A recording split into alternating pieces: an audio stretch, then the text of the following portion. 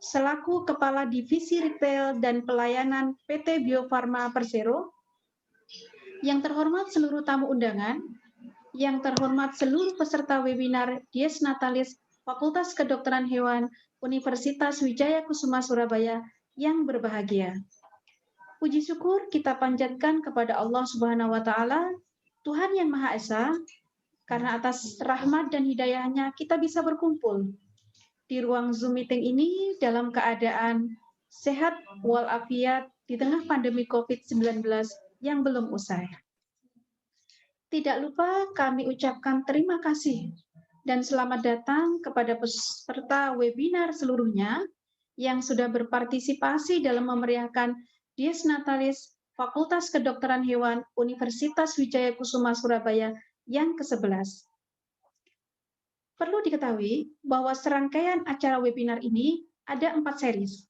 Dan hari ini, Selasa, tanggal 19 Januari 2021, kita masuk pada series yang kedua dengan tema pentingnya vaksinasi dalam aspek One Health. Kami sampaikan terima kasih kepada sponsor yang telah mendukung dan memeriahkan acara Dies Natalis Fakultas Kedokteran Hewan Universitas Wijaya Kusuma Surabaya yang ke-11. Ada Wells, ada Hills, Amovet, Raisa Pet Shop, DRD Veterinary Clinic, KNP Clinic, CV Mitra Satwa, Don Keki, Vitek Bidang Kedokteran Hewan, Istana Frozen Food, Arkana, alumni Fakultas Kedokteran Hewan Universitas Wijaya Kusuma Surabaya, BEM Fakultas Kedokteran Hewan Universitas Wijaya Kusuma Surabaya, dan yang terakhir adalah media partner Linkvet. Hadirin yang berbahagia, akan saya bacakan susunan acara webinar pada hari ini. Pertama, pembukaan. Yang kedua adalah sambutan dekan. Yang ketiga adalah menyanyikan lagu Indonesia Raya dan himne Fakultas Kedokteran Hewan Universitas Wijaya Kusuma Surabaya. Acara yang keempat adalah inti, yaitu penyampaian materi pertama oleh Profesor Dr. Hewan Pedik Abdul Rantam. Yang kelima adalah penyampaian materi kedua dari Dr. Mahsun Muhammadi, Magister Kedokteran Kerja dari PT Bio Farma Persero. Dilanjutkan sesi tanya-jawab. Acara berikutnya adalah penentuan hadiah untuk 3 penanya terbaik. Dan yang ketujuh adalah penyerahan e-sertifikat yang diserahkan oleh Dekan Fakultas Kedokteran Hewan Universitas Wijaya Kusuma Surabaya kepada narasumber 1 dan narasumber kedua. Acara berikutnya adalah kita foto bersama untuk dokumentasi, dan yang terakhir nanti kita adalah penutup. Baik, Bapak Ibu, kolega, adik-adik mahasiswa peserta webinar, marilah kita buka acara ini dengan bacaan basmalah. Untuk yang beragama lain bisa menyesuaikan. Bismillahirrahmanirrahim. Baik, hadirin yang berbahagia, menginjak acara berikutnya adalah sambutan dari Dekan Fakultas Kedokteran Hewan, Profesor Dr. Rohiman Sasmita, Dokter Hewan, Magister Sains, Magister Manajemen. Waktu dan tempat kami persilahkan.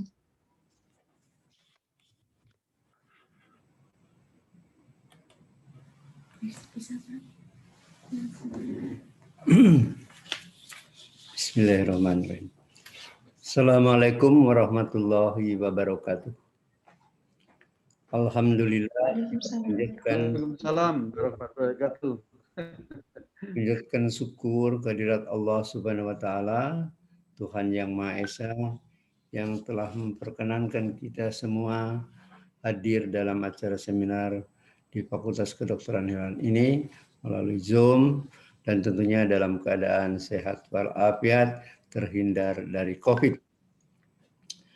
Kalau bicara mengenai COVID, tentunya kita semua sudah paham banyak mengenai hal ini. Tapi sebelumnya tentunya saya sampaikan terima kasih kepada narasumber yang telah bersedia untuk hadir dalam acara ini, Profesor Dr. Pedik Abdul Rantam, Dr. Mahsun Muhammadi, atas kesediaan dalam acara webinar ini. Memang kita ketahui bahwa salah satu cara untuk menghindarkan ataupun menghilangkan, membersihkan suatu wabah adalah salah satu di antaranya vaksinasi. Yang kita tahu semua bahwa protokol kesehatan juga merupakan hal yang mutlak yang kebetulan dari masyarakat kita, kalau menurut survei hanya sekitar 70% saja yang betul-betul memahami, melaksanakan, mengaplikasikan usaha dari pencegahan melalui protokol kesehatan.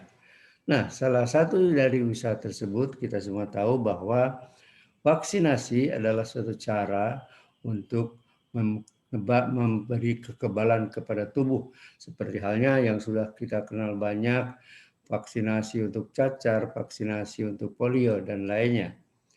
Oleh karena itu, betapa pentingnya vaksinasi ini bagi kita semua dalam usaha kita untuk menyelesaikan permasalahan COVID-19 ini di Indonesia. Kita yakin bahwa tidak ada sesuatu pun yang bisa tidak diselesaikan.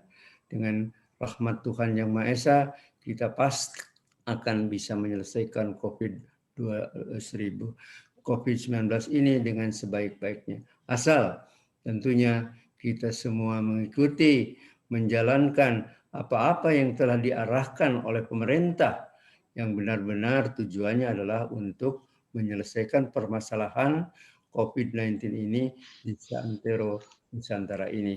Oleh karena itu, mari kita ikuti semua arahan yang disampaikan oleh pemerintah dalam hal pemberantasan ataupun menghabiskan COVID-19 ini, baik itu dalam bentuk protokol kesehatan yang sederhana sebenarnya, tapi banyak yang belum memenuhi, maupun vaksinasi yang sekarang akan atau telah mulai dilaksanakan, dimulai dengan Bapak Presiden sendiri, dan tentunya pemahaman akan vaksinasi akan memberikan suatu pencerahan bagi kita semua, ataupun memberikan pengetahuan bagi yang belum mengetahui sama sekali betapa pentingnya vaksinasi ini. Oleh karena itulah, Fakultas Kedokteran Hewan Universitas Wijaya Kusuma berinisiatif untuk melaksanakan webinar ini, khususnya berkaitan dengan betapa pentingnya vaksinasi dalam aspek One Health, termasuk aspek untuk menghilangkan COVID-19 dari negeri tercinta ini. Oleh karena itu, saya sampaikan selamat berseminar. Wabillahi taufiq wal hidayah. Wassalamualaikum warahmatullahi wabarakatuh. Waalaikumsalam warahmatullahi wabarakatuh.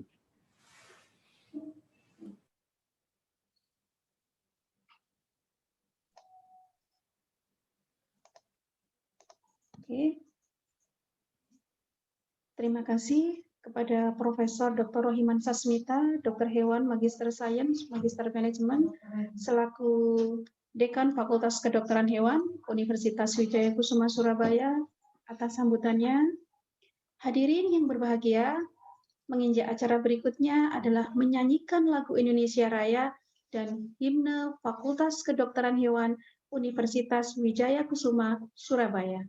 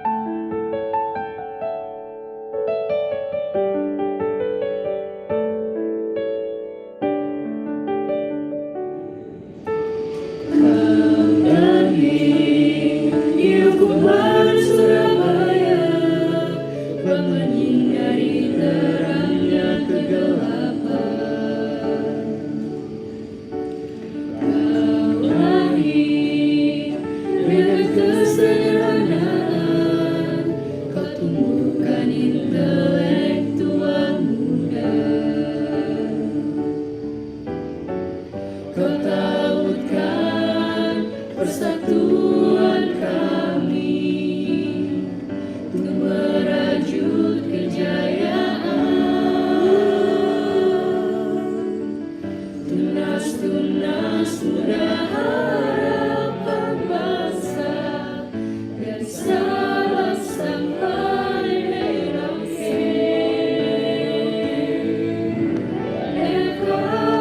FKUIKS kawan-kawan Chandra di muka, tak sebilah pedang dapat balikan aku darimu. FKUIKS kawan-kawan Chandra di muka, tak sebilah pedang dapat balikan aku darimu. Kau emosi jiwaku, FKUIK. Kau emosi jiwaku, FKUIK. Kau emosi jiwa, FKUIKS kawan-kawan Chandra di muka, tak sebilah pedang dapat balikan aku darimu.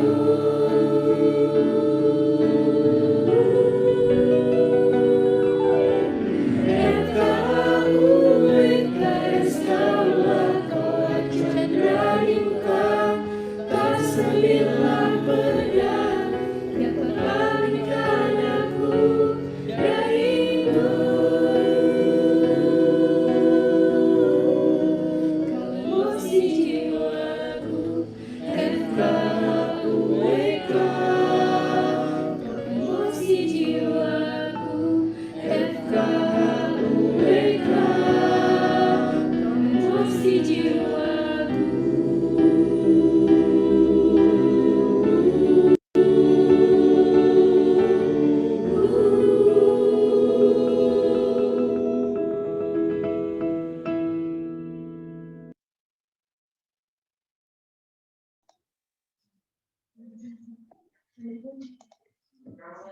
Oke, terima kasih. Baik, Bapak Ibu, peserta webinar yang terhormat, kita masuk acara berikutnya, yaitu penyampaian materi oleh narasumber pertama, Profesor Dr. Hewan Fedik Abdul Rantam, selaku Guru Besar Bidang Virologi Fakultas Kedokteran Hewan, Universitas Airlangga Surabaya, akan dilanjutkan dengan sesi tanya-jawab. Namun, tak kenal maka tak sayang. Sebelum kita masuk ke materi, akan saya sampaikan dulu kurikulum vitae dari beliau. Nama, Fedik Abdul Rantam. Fedik Abdul Rantam, dokter hewan, profesor, doktor, lahir di Lamongan tanggal 3 Oktober tahun 1960, merupakan guru besar bidang virologi dan imunologi stem cell Universitas Airlangga Surabaya. Pendidikan S1 beliau ditempuh di Airlangga University, konsentrasi pada virologi dan kultur sel. Pendidikan Master of Science dan filosofi doktor ditempuh di Institute of Virology dan Immunology Freie Universität Berlin, konsentrasi pada molekuler virologi dan seluler imunologi. Postdoktoral beliau ditempuh di Robert Koch Institute Berlin, Jerman, konsentrasi di Genetic Engineering and Infectious Disease, dan postdoktoral beliau ditempuh di Sparrow, Georgia, USA, Georgia University, dengan konsentrasi molekuler virologi dan imunologi. Job experience beliau sangat banyak sekali ini. Nah, tahun 2017 sampai saat ini, beliau merupakan ketua dari Airlangga Disease Prevention Research Center, One Health Collaborating Center, Universitas Airlangga. Tahun 2020 merupakan team members of Vaccine Development for SEF, National Director General Livestock dari Ministry of Agriculture Indonesian Republic. Kemudian tahun 2020 beliau merupakan tim dari Task Force Vaksin COVID-19 dari pemerintah Indonesia, BPBN, dan tahun 2020 beliau merupakan tim Task Force Development of Kit Diagnostic Non-PCR, RICHA, dari COVID-19. Fokus dari riset beliau itu adalah stem cell, vaksin development terutama untuk kimera vaksin, dan molecular virology and immunology terutama untuk wild infection. Buku yang sudah beliau tulis sangat banyak sekali, ya.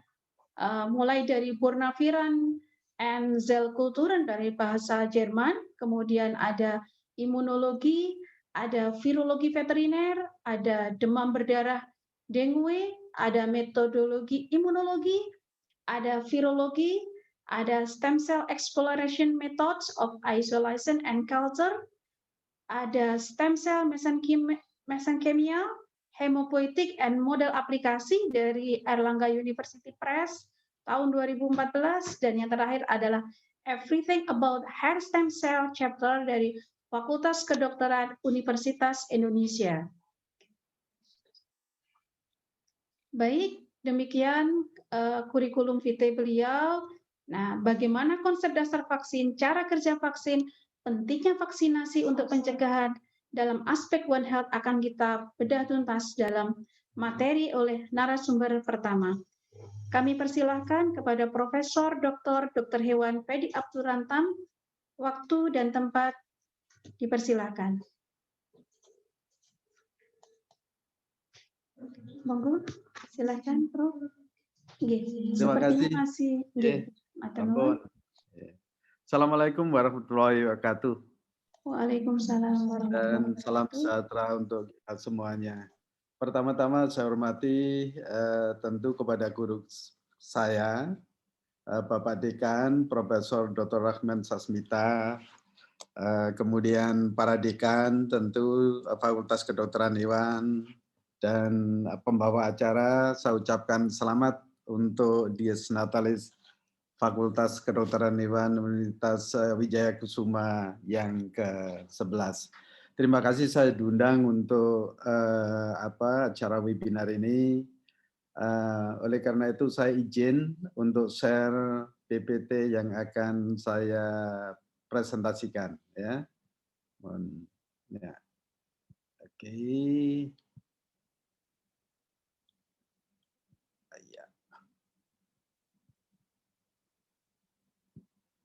Bisa dilihat, Dr. Nurul? Dr. Nurul?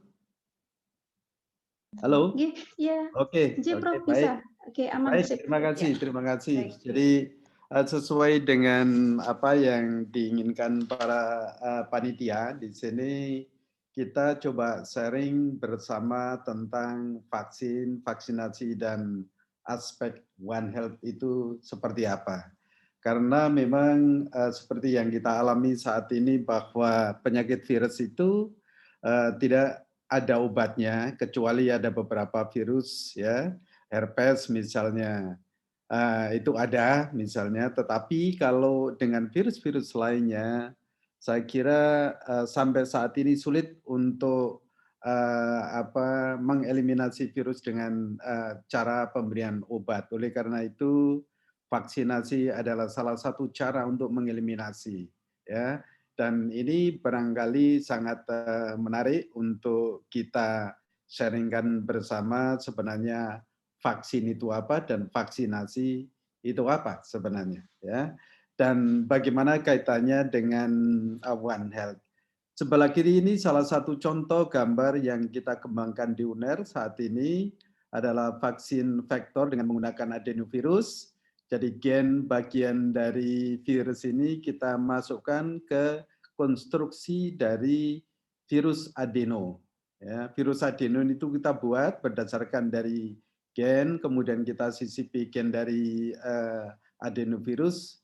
Harapannya adalah virus ini nanti dapat mengekspresikan protein itu. Dan plan B kita kembangkan juga namanya inactive vaccine cocktail inactive vaksin. Jadi di sini kita lakukan suatu karakterisasi dari virus itu dari waktu ke waktu dan kemudian kita seleksi dan yang dapat mempunyai efek imunogenik yang baik, stabilitas pertumbuhan yang baik, maka itulah yang kita kembangkan menjadi vaksin. Ya. Nah, bagaimana kira-kira dan apa yang kita sharingkan pada pagi ini? Pertama adalah pendahuluan jelas konsep dasar vaksin dan vaksinasi, cara kerja vaksin, pentingnya pencegahan penyakit virus dengan vaksinasi, dan vaksinasi bagaimana aspeknya dengan One Health, dan terakhir adalah ringkasan atau kesimpulan. Nah, kita lihat di sini. Pandemi saat ini adalah disebabkan oleh penyakit yang namanya COVID-19. Antigennya atau virusnya dikenal dengan SARS-CoV-2. Jadi ada SARS-CoV-1 dan ada SARS-CoV-2. Awalnya adalah memang dari coronavirus, kemudian menjadi SARS-CoV-1, lalu kemudian menjadi berkembang lagi menjadi MERS, dan kemudian sisi lain dari SARS-CoV-1 ini berkembang lagi menjadi SARS-CoV-2. Dan pada saat ini memang virus SARS-CoV ini ditemukan pada tahun akhir 19, maka di sini nama dari SARS-CoV-2 itu oleh WHO diberi nama COVID-19. Dan ini sampai saat ini adalah memang virus ini menyebar di seluruh benua, sekitar 219 negara dan 93.500 juta, 93.554.410 kasus di dunia saat ini. Ya, ini berita dari WHO. Dan sebenarnya bagaimana akibat dari hal tersebut, adanya pandemi ini banyak dampaknya yang diakibatkan oleh virus ini. Tentunya di sini SDGs menjadi masalah besar, bagaimana kita mencukupi suatu protein, pangan, dan sebagainya akibat dari suatu kegiatan yang terkendala akibat adanya pandemi ini. Nah, pertanyaan yang kedua adalah perlukah sebenarnya vaksinasi? Jadi di sini dampak luas arti vaksin itu adalah sangat penting dalam perkembangan pandemi saat ini. Kalau kita lihat sejarah dari vaksin ini, dari abad ke abad terjadi suatu perkembangan dari vaksin yang baru.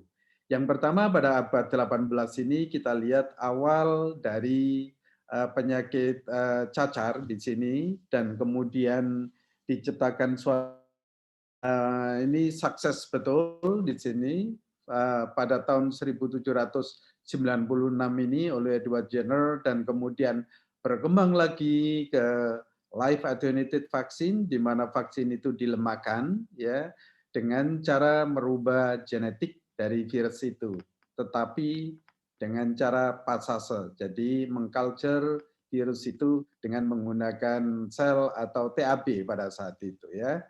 Kemudian yang kedua adalah berkembang menjadi kill vaksin. Ini adalah virus yang tidak bisa replikasi, tetapi kalau live attenuated itu virusnya masih tetap bisa bereplikasi. Kill vaksin adalah virus yang sudah dimatikan, di mana genomnya itu sudah dirusak dengan cara kimiawi atau penyinaran, sehingga tidak bisa menimbulkan suatu penyakit yang baru, begitu. Lalu kemudian 900-an itu ada toxoid vaksin. Ini adalah vaksin-vaksin dari bakteri yang menghasilkan toksin itu, dikenal dengan toxoid. Kemudian combination dari vaksin ini pada tahun 1998. Lalu in vitro pada saat itu memang banyak menggunakan hewan coba, sehingga memerlukan waktu yang panjang, dan akhirnya kaitannya dengan animal kesejahteraan dari animal itu dan etik dari animal. Nah, ini oleh karena itu in vitro cell culture ini sangat berkembang dengan cepat, sehingga pada sampai abad 21 ini sudah yang terakhir itu adalah reverse teknologi di sini, vaksinologi. Jadi membuat vaksin itu berbasis pada DNA atau RNA sequence-nya. Tidak melakukan suatu identifikasi secara in vitro, tetapi in silico yang digunakan untuk mengkarakterisasi. Dan kemudian tetap pada abad 21 ini, pada tahun 2021, itu berkembang banyak vaksin, ada 8 platform, antara lain adalah ada RNA, ada DNA vaksin, ada mRNA vaksin, dan vektor vaksin. Disinilah dampak suatu pandemi, tetapi menghasilkan suatu teknologi yang luar biasa ke depan ini, mudah-mudahan bisa mengatasi pandemi virus ini. Nah, vaksin memang suatu harapan dan ketakutan di situ ya, menakutkan sebenarnya vaksin itu. Tetapi sesungguhnya bahwa vaksin adalah suatu bahan yang dapat menginduksi kekebalan di dalam tubuh terhadap penyakit tertentu atau terhadap penyebab penyakit itu. Oleh karena itu saya kira vaksinasi adalah jalan yang terbaik bagaimana kita ke depan untuk mengeliminasi penyakit corona ini atau COVID-19. Kalau kita lihat sebentar saja satu slide ini, bagaimana kira-kira dampak anak yang tidak divaksinasi dan anak yang telah divaksinasi. Jelas ada di sini. Nah, hal inilah penting ke depan kenapa kira-kira sekarang di dunia ini serta-merta mencari vaksin. Sampai saat ini kurang lebih ada 170 perusahaan, ya, baik itu negeri maupun swasta maupun private di situ, ya, pribadi juga mengembangkan suatu vaksin yang sekarang sudah banyak digunakan di beberapa negara, mulai dari negara Amerika, Eropa, dan Asia. Tentu di sini menjadi harapan bagaimana kita bisa mengeliminasi suatu penyakit itu. Jadi apa sebenarnya konsep dasar dari vaksin dan vaksinasi? Kita lihat dari definisi vaksin. Vaksin adalah bahan atau substansi imunogen berasal dari bagian mikroorganisme maupun non-mikroorganisme. Non-mikroorganisme penyebab penyakit jika dipaparkan pada manusia atau hewan dapat mengaktifkan respon imun seluler maupun humoral yang protektif terhadap penyakit tertentu. Jadi artinya di sini adalah vaksin dalam perkembangan sekarang tidak hanya mikroorganisme, kanker pun ada vaksin. Disitulah yang disebut non-microorganism. Tetapi vaksin ini juga merupakan bagian dari mikroorganisme di mana bagian tersebut dapat menginjus respon imun yang protektif sehingga dapat melindungi terhadap serangan penyakit tertentu. Jadi manusia maupun hewan jika diimunisasi atau divaksinasi maka menimbulkan kekebalan terhadap penyakit yang penyakit yang dapat menyebabkan pandemi maupun penyakit yang menyebabkan sangat patogen dan sebagainya. Disinilah sebenarnya vaksin ini adalah sangat penting sekali. Nah, oleh karena itu, kalau definisi sederhana adalah vaksin adalah sediaan biologis yang memberikan kekebalan aktif yang didapat terhadap penyakit menular tertentu. Artinya di sini adalah sangat spesifik. Mengapa spesifik di sini? Karena setiap mikroorganisme berbeda. Ya, susunan proteinnya pun berbeda di sana. Gen penggoda proteinnya juga berbeda. Maka jika divaksinasi coronavirus, maka juga diharapkan dapat bisa melindungi infeksi dari coronavirus. Tetapi tidak bisa melindungi infeksi dari penyakit lain, misalnya HIV atau cacar atau demam berdarah, tidak bisa. Oleh karena itu vaksin adalah sifatnya spesifik, bukan obat vaksin. Tetapi di sini adalah bagaimana kita menginjus tubuh dapat menginduksi kekebalan yang protektif terhadap penyakit tertentu. Oleh karena itu saat ini yang dapat berkembang teknologi yang dilakukan di dunia ini, ada yang mau dilemahkan, kalau kita lihat dari COVID itu, ada yang dimatikan, kemudian ada proteinnya yang diambil, digunakan sebagai vaksin, ada RNA, DNA, mRNA yang sekarang sedang ramai begitu ya. Kalau di Indonesia adalah virus yang dilemahkan saat ini yang dilakukan di Indonesia dari Sinovac itu. Kemudian juga ada protein rekombinan ya. Dan ini memang macam-macam model ini hanya satu asalnya adalah di mana gen ini bisa menginduksi protein yang imunogen ya. Protein juga demikian, protein ini mempunyai sifat yang imunogen. Virus sendiri mempunyai berbagai bagian dari whole dari virus itu termasuk protein yang bisa menginduksi juga antibodi. Nah, ini adalah gambaran secara umum bahwa vaksin itu apa sebenarnya. Nah, konsep dasar apa sebenarnya vaksin itu? Ketika imunogen atau vaksin tersebut diinjeksikan pada tubuh, baik manusia maupun hewan, maka diharapkan akan ada suatu respon dari sel itu. Baik sel itu dendritic cell ataupun makrofag. Kedua model sel ini mempunyai peranan penting dalam saat respon pertama yang dikenal dengan innate immunity, jadi kekebalan yang non-spesifik sebenarnya. Ketika di sini di-digest vaksin itu atau bahan imunogennya di-digest, maka disinilah diekspresikan melalui MHC, bisa MHC1 kalau virus itu vaksinnya aktif, kalau inaktif maka MHC2. Dan kemudian itulah yang direspon oleh sel T dan sel B di sini ya. Nah, tentu ketika direspon sel T sel B ini akan menghasilkan suatu antibodi tentu di sini ya. Karena sel B itu juga bisa mengenali solubilize antigen di sini dan sel T ini mengenali ketika ada protein atau imunogen itu diekspresikan ke permukaan sel baru dikenali oleh sel T. Nah, sel T ini juga menginduksi sel B untuk memproduksi memori sel sebenarnya dan produksi imunoglobulin. Oleh karena itu baru menginduksi atau pengaktifan dari CTL atau dikenal dengan CD8 dan juga sel T dikenal dengan CD4 ya. Nah, disinilah ketika sel B memperbanyak diri maka menghasilkan sel-sel plasma dan sel plasma menghasilkan antibodi dan antibodi inilah yang mempunyai peranan penting untuk menangkap penyakit yang masuk ke dalam tubuh termasuk virus, bakteri atau parasit.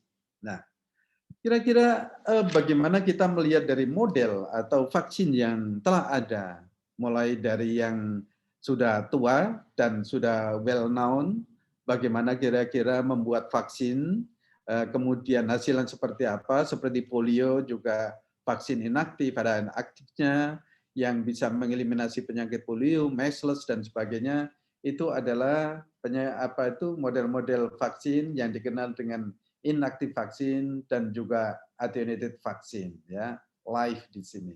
Lalu kemudian saat ini berkembang untuk mengurangi efek samping dari vaksin ini, maka ada juga dikembangkan namanya virus-like particle. Di sini membuat suatu konstruksi gen dan ketika diinjeksikan pada sel akan membentuk suatu model partikel virus tanpa gen di sini ya, tanpa gen. Jadi tidak bisa bereplikasi sebenarnya.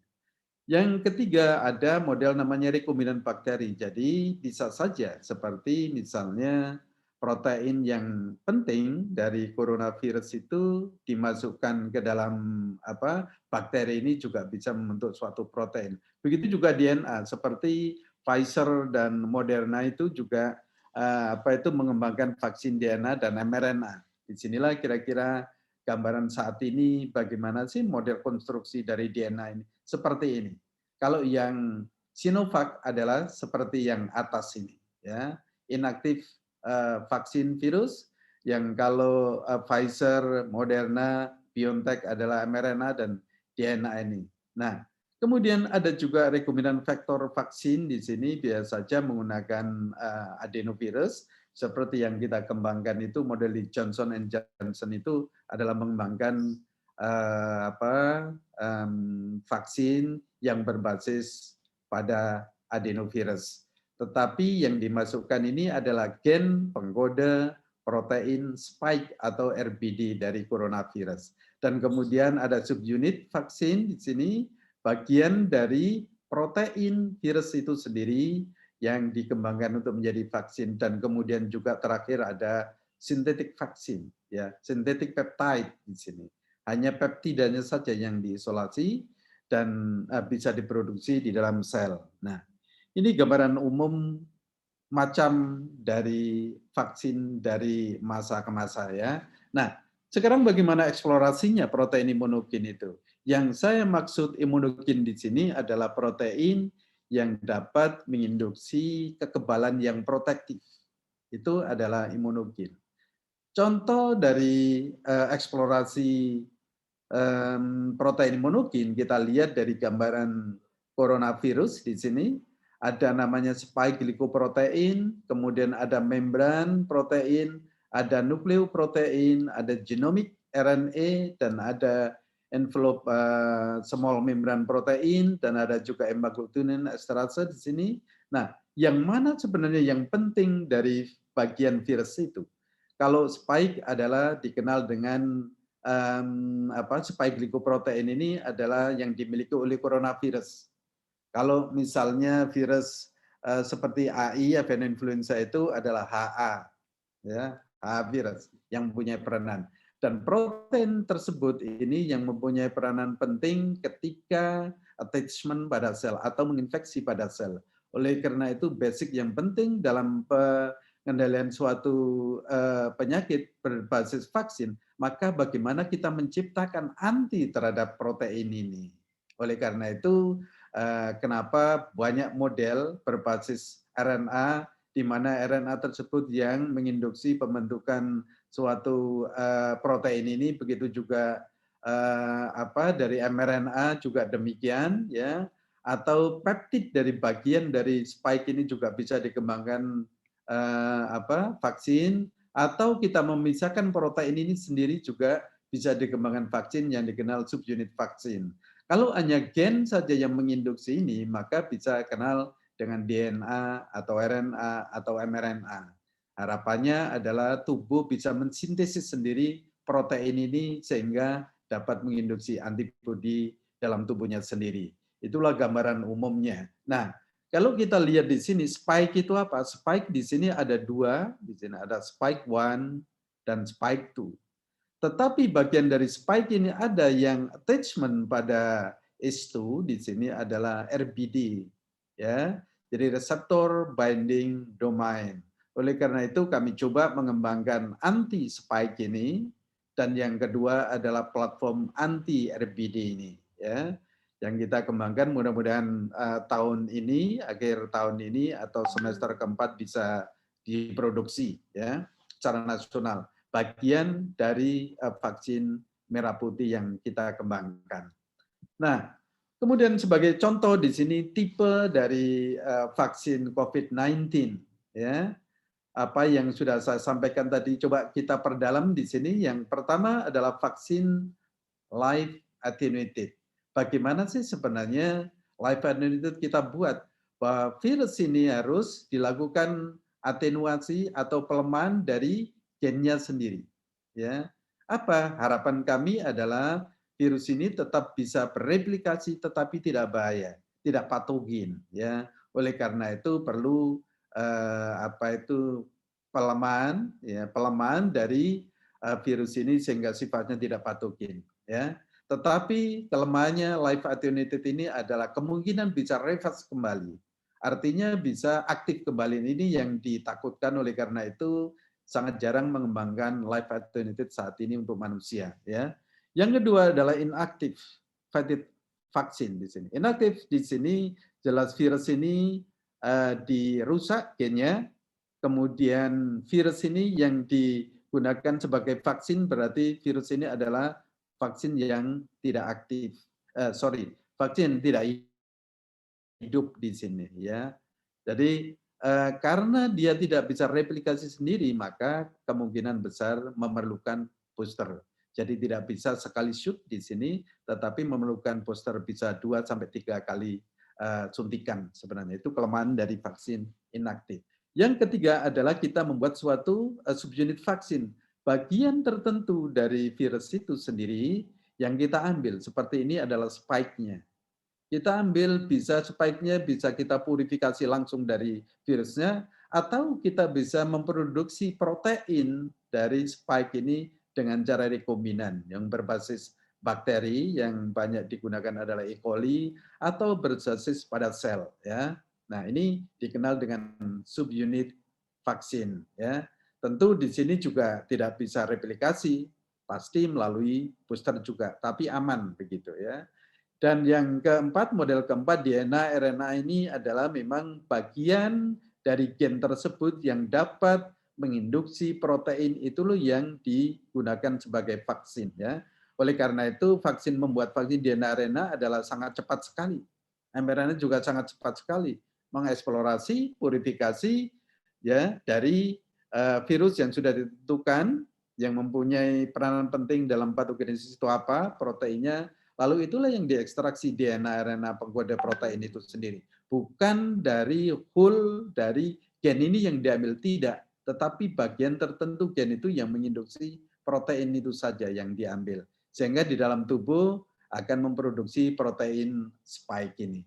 Ya. Nah, ini adalah salah satu contoh vaksin inaktif yang saat ini sedang diaplikasikan di Indonesia adalah dari Sinovac ini, adalah dari virus, kemudian virus tersebut diambil dari beberapa negara, dari Swiss, dari Italia, dari Inggris, itulah yang disebut sebenarnya yang saya katakan cocktail whole inactivated vaksin, ya, virus. Nah, di sini gennya yang dirusak dengan cara apa kira-kira? Bisa dengan cara penyinaran, bisa dengan cara kimiawi, bisa beta propiolakton, bisa formalin, ya, bisa penyinaran. Kalau di Sinovac itu adalah dengan menggunakan beta propiolakton, ya. Nah, kemudian virus menjadi inaktif dan inilah sebenarnya harapannya virus ini tidak ada kerusakan protein yang ada ini sehingga bisa menginduksi antibodi yang protektif. Nah, kemudian bagaimana kira-kira model juga ada Pfizer yang sedang ramai juga di dunia ini yang banyak menggunakan mRNA vaksin. Kalau kita bandingkan dengan tradisional vaksin, memang di sini asalnya dari bagaimana kita menciptakan suatu protein yang cepat begitu, makanya di sini menggunakan mRNA, ya. Jadi menggunakan pendekatan proses translasi dari mRNA ini harapannya akan membentuk suatu protein. Tetapi kalau tradisional berbasis mikrobial proteinnya di sini, jadi diinaktifkan.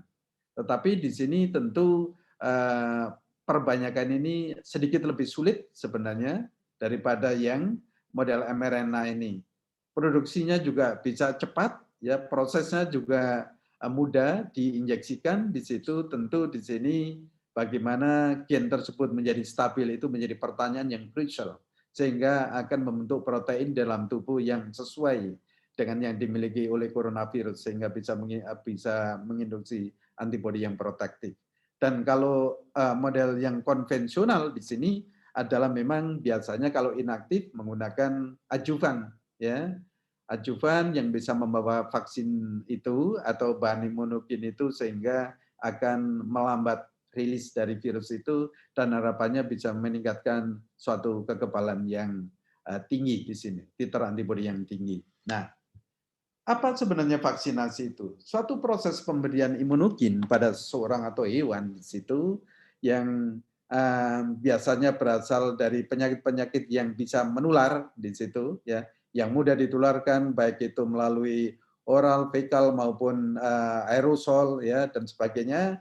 Ketika di sini ada seseorang yang sakit, ya, kemudian ketemu dengan orang yang tidak mempunyai kekebalan terhadap penyakit tertentu tadi ini, maka di sini jelas akan terjadi penyakit dan terjadilah penyebaran kemana-mana cepat sekali. Gampangnya contohnya adalah COVID-19. Ya. Kalau kita tidak ingin tertular, pasti kita harus mengikuti protokol kesehatan, ya, 3M. Ya. Nah, disinilah mengapa pentingnya vaksin itu ada. Ketika orang tersebut sakit ketemu dengan orang yang sudah divaksinasi tentu kebal.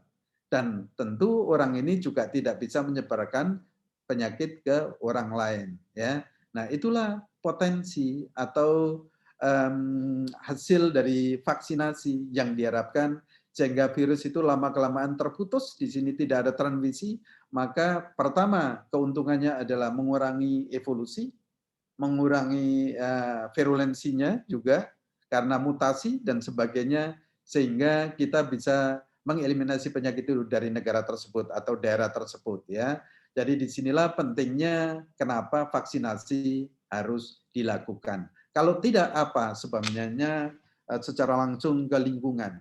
Ketika orang tidak tervaksinasi dan terinfeksi, maka jelas di sini orang tersebut akan bisa menyebarkan virus ke lingkungan, baik melalui batuk atau melalui disat akibat terinfeksi virus itu sehingga lingkungan tercemar. Semakin tinggi lingkungan tercemar, maka di sini semakin cepat sebenarnya virus itu menginfeksi pada orang, semakin banyak virus itu menginfeksi atau semakin sering, maka virus itu akan semakin mudah mutasi.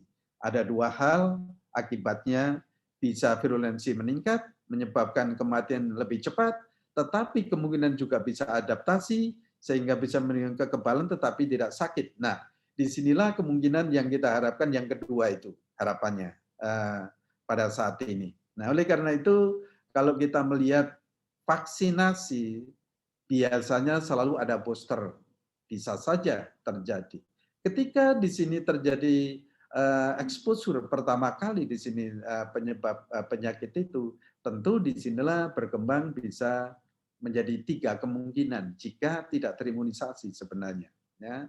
Nah, apa sebenarnya pertama bisa recovery, yang kedua kemungkinan bisa mati dan kemudian bisa disability di sini ya. Dan ketika di sini kemudian terpapar kembali di sini, tentu di sini sudah ada memori ya, karena sudah pernah terinfeksi, sama dengan pertama kali pertama vaksinasi, lalu ini booster. Pertama kali terinfeksi, ini terinfeksi kedua. Maka timbullah biasanya kekebalan yang luar biasa, titer antibodinya tinggi, karena punya memori, maka bebas dari penyakit. Itulah sebenarnya makna dari vaksinasi. Jadi kalau kita lihat apakah vaksin itu baik atau tidak, ada perhitungannya sebenarnya proporsi dari orang kena COVID, katakanlah itu yang tidak divaksinasi dikurangi dengan orang yang kena COVID, dari kelompok yang divaksinasi dikurangi dengan orang yang kena COVID tetapi tidak divaksinasi kali 100%. Itulah sebenarnya efisiensi dari vaksinasi, efikasi ya. Nah, cara kerja vaksin bagaimana kira-kira? Bapak Ibu yang saya hormati, bahwa sel darah putih adalah mempunyai peranan penting ketika tubuh dilakukan suatu vaksin. Pertama adalah bisa makrofag, dan yang kedua adalah dendritic cell bisa juga. Artinya di sini innate immunity yang berperanan penting, lalu kemudian direspon oleh ketika sudah diekspresikan oleh makrofag, dendritic cell dan sebagainya, maka direspon oleh sel B atau sel T yang mempunyai peranan penting dalam memproduksi antibodi dan memori. Tentu sel T juga demikian akan menghasilkan suatu sel-sel imun yang spesifik juga terhadap virus itu sendiri. Nah, kemudian cara kerja vaksin tentu di sini membantu tubuh kita mengembangkan kekebalan terhadap virus. Mengembangkan kekebalan terhadap virus penyebab penyakit tanpa kita harus terserang penyakit. Itulah sebenarnya kerja vaksin. Ketika masuk seperti awal konsep dasar tadi, begitu diinjeksikan tentu innate immunity bekerja, kemudian dilakukan digest oleh sel itu, lalu diekspresikan dan sel B, sel T akan merespon dari protein imunogen yang diekspresikan oleh makrofag tadi atau dendritic cell itu. Ya. Nah, karena itu kemungkinan seorang tertular virus penyebab penyakit sebelum atau setelah vaksinasi dan kemudian jatuh sakit karena vaksin tidak mempunyai cukup waktu untuk memberikan perlindungan. Artinya di sini ketika diimunisasi pada saat itu memerlukan waktu 1 minggu atau lebih, ya maksimalnya adalah 14 hari baru bisa memproduksi suatu zat kebal di dalam tubuh itu yang protektif terhadap penyakit, penyebab penyakit itu. Oleh karena itu kadang-kadang di sini setelah vaksinasi proses pembentukan kekebalan itu bisa menimbulkan gejala seperti demam dan sebagainya karena ada reaksi imun, terutama adalah innate immunity-nya. Gejala ini normal merupakan tanda bahwa tubuh sedang membangun suatu zat kebal. Ya. Nah, contoh bagaimana kira-kira adaptive immunity atau kekebalan yang spesifik itu yang ditimbulkan oleh atau yang diinduksi oleh virus itu. Ini adalah kekebalan yang adaptif di mana ketika virus itu menginfeksi atau masuk ke dalam tubuh di sini akan mengalami replikasi dan sel tersebut yang terinfeksi itu adalah tugas dari makrofag atau dendritic cell untuk memfagosit atau langsung memfagosit virusnya sendiri kemudian dipresentasikan ke permukaan melalui MHC. Nah, sel ini dikenal dengan presenting antigen cell, APC, antigen presenting cell. Ya. Nah, selanjutnya ketika itu apa yang terjadi? T helper inilah yang mengenali pada MHC ini. Kalau vaksinnya inaktif berarti MHC 2, kalau vaksinnya aktif atau attenuated maka MHC 1 yang mengekspresikan itu. Dan selanjutnya tentu kalau sudah mengenali sel T ini akan memacu sel B dan juga sel T sendiri akan berproliferasi untuk menjadi sitotoksi sel T sendiri dan sel-sel sel T yang memori ya yang dikenal sel mediated immunity. Kemudian sel B ini dikenal dengan antibody mediated immunity karena menghasilkan antibody dia ya antibody ya. Kalau yang sel T ini adalah menghasilkan sitotoxic T cell. Nah, sebagai salah satu contoh juga di sini live attenuated saya kira sama di sini ketika menginfeksi maka makrofag itu berperan penting untuk mempresentasikan protein yang telah didigest ini dan akhirnya dikenali sel T helper dan kemudian menginduksi sel B dan sel T untuk menghasilkan suatu antibodi, utamanya adalah sel B. Ya. Nah, ini adalah salah satu contoh juga virus vaksin yang melihat dari gambar ini jelas, kalau inaktif berarti gennya yang diinaktifkan atau dirusak, tetapi yang attenuated gennya yang dirubah di sini, sehingga sifatnya juga berubah di sini. Replicated virus, ya. Nah, oleh karena itu ketika ketemu makrofag atau dendritic cell, maka di sini akan digest dan disinilah sebenarnya peptide dari virus itu yang akibatnya juga dikenali oleh sel-sel yang lain, sel T dan sebagainya ya. Selanjutnya sel B. Nah, viral vector vaksin ini yang kita kembangkan, kita mengembangkan yang non replicating viral vector ya. Ini adalah adenovirus konstruksi dari adenovirus yang tidak bereplikasi tetapi kita insert spike gen. Dan kita mempunyai 2 model dengan RBD, receptor binding domain dari dari coronavirus.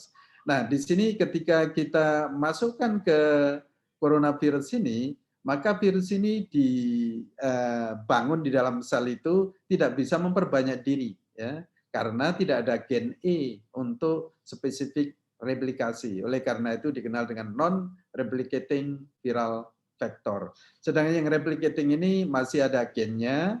Nah, oleh karena itu virus ini bisa berkembang. Harapannya juga virusnya tidak patogen pada manusia, ya, tetapi proteinnya yang diinginkan, yang diinduksi oleh gen ini bisa menghasilkan protein yang imunogen. Ya. Nah, ini adalah subunit vaksin di sini. Bagian protein dari virus itu sendiri yang digunakan sebagai bahan vaksin, diinjeksikan. Tetapi tentu di sini memerlukan adjuvan jelas, ya, adjuvan untuk melindungi dari vaksin ini dan adjuvan ini sifatnya adalah imunomodulator. Sekarang banyak modifikasi adjuvan ini. Oleh karena itu di sini ketika ditambahkan masuk diinjeksikan maka akan direspon oleh makrofag maupun dendritic cell di sini. Dan selanjutnya direspon oleh sel T dan sel B. Nah, kerugiannya memang subunit ini adalah perlu juga masih memerlukan suatu booster ya, karena tidak bisa replikasi atau memperoleh diri. Dan saat ini yang ramai di dunia memang RNA vaksin dan DNA vaksin, di mana ketika bahan tersebut atau gen tersebut dimasukkan dalam sel di sini akan mengalami self replication, ya, mengalami replikasi sendiri, translasi sendiri, membentuk protein dan antigen inilah yang memicu adanya respon imun, ya, makrofag, dendritic cell, ya, larangan sel, tergantung administrasi pemberian ini. Kalau tetes biasanya tetes hidung, biasanya itu yang merespon banyak adalah sel-sel Langerhans. Kalau injeksi biasanya misalnya intramuskuler adalah makrofag. Kalau subkutan biasanya adalah dendritic cell. Jadi tergantung model vaksin, maka ekspresinya seperti apa, administrasinya. Begitu juga pada DNA ini, jadi gen pengkode dari SARS-CoV itulah yang dimasukkan. Gen yang mana kira-kira? Gen spike dari SARS-CoV itu sendiri, ya, yang dimasukkan. Sehingga ketika dimasukkan ke dalam sel ini akan mengalami translasi di sini, pembentukan mRNA, antigen, dan selanjutnya keluar dan kemudian dikenali oleh antigen presenting cell di sini dalam hal innate immunity ini sendiri. Ya. Nah ini juga kalau secara jelas mRNA itu adalah ketika diberikan ke dalam tubuh di sini sel ini akan ketemu dengan ribosom di sini ya, membentuk suatu ribosom dan translasi membentuk spike. Dan spike-nya inilah kira-kira mempunyai peranan penting. Satu, kalau dia diekspresikan di sini keluar, maka melalui MHC1 di sini. Maka yang mengenali adalah sel T CD8. Ketika spike di sini ke dalam, ya, mengalami endositosis di sini, kemudian masuk ke sitosol dan endosom, ya, di sini apa yang terjadi proses yang mengekspresikan adalah MHC kelas 2. Maka di sini respon yang diinduksi oleh vaksin mRNA bisa humoral antibody maupun bisa seluler, ya, respon imun seluler dan respon imun humoral. Jadi dua. Inilah keuntungan mRNA vaksin, ya. Saya kira itu hal yang saat ini sedang diaplikasikan di Amerika, di negara-negara Eropa. Tentu di sini yang sebelah kanan ini bagaimana sebelum membuat suatu vaksin, tentu ada namanya challenge test. Barangkali nanti akan terangkan oleh pembicara selanjutnya. Nah, ini juga ada yang terakhir ini virus-like particle vaccine. Jadi artinya virus tidak mempunyai, kita membuat secara in vitro, tetapi tidak mempunyai gen virus itu. Oleh karena itu tidak bisa replikasi. Yang diinginkan adalah protein ini terbentuk sesuai dengan penyebab penyakit itu. Kalau spike ya protein di spike, kalau coronavirus berarti di sini spike-nya yang dipertahankan. Oleh karena itu spike harapannya bisa menginduksi antibodi yang protektif begitu, yang sesuai dengan penyebab penyakit di lapangan. Kalau kita mengembangkan vaksin yang tidak sesuai maka percuma. Oleh karena itu analisis pemilihan gen tertentu, analisis pemilihan virus tertentu ketika mengembangkan inaktif itu adalah sangat penting. Diperlukan suatu karakterisasi yang dikenal dengan immunogenic characterization. Ya. Nah ini penting sebelum melangkah membuat vaksin yang berlanjut. Dan di sini sama model kerjanya tentu targetnya adalah pada respon seluler dan humoral. Ya. Subunit saya sudah menerangkan tadi. Nah, apa yang harus dia garis bawahi dalam vaksinasi ini? Yang pertama adalah mendapatkan vaksinasi adalah salah satu dari banyak langkah yang dapat diambil untuk melindungi diri dari penyakit virus itu. Karena kita sudah mempunyai suatu substan yang protektif di situ. Imunogen yang baik, antibodi yang baik di situ sehingga terinfeksi virus, maka bisa dieliminasi secepatnya. Kedua adalah perlindungan dari penyakit sangat penting karena bagi sebagian orang dapat menyebabkan penyakit parah atau kematian jelas di sini. Dan kalau dikaitkan dengan saat ini, maka disinilah pandemi menjadi masalah besar, masalah global tidak hanya di Indonesia saja, tetapi di seluruh dunia telah mengalami suatu akibat kerugian yang besar akibat karena adanya pandemi ini. Dan vaksin itu bekerja dengan sistem kekebalan sehingga tubuh akan siap melawan virus jika terpapar. Nah, oleh karena itu vaksin itu bisa didesain tergantung dari keinginan. Apa yang kita inginkan? Respon imun seluler atau respon humoral? Atau respon imun seluler dan humoral? Itu adalah tergantung desain dari vaksin itu. Bisa mendesain humoral saja responnya, bisa mendesain seluler saja responnya. Dan langkah lain tentu di sini terkait dengan COVID ini, masker, jarak social distancing ini, kemudian cuci tangan, ya, tentu nutrisi juga harus. Ini adalah mengurangi kemungkinan terpapar virus yang bisa menyebarkan ke lingkungan dan bahkan menyebabkan infeksi kepada orang-orang di sekitar kita, bahkan keluarga kita sendiri. Nah, oleh karena itu bersama-sama vaksinasi untuk melindungi diri dan orang lain merupakan tindakan yang bijaksana. Nah, kaitannya dengan One Health bagaimana? Kita tahu bahwa penyakit corona saat ini itu yang dikatakan SARS-CoV itu adalah virus yang berasal dari hewan.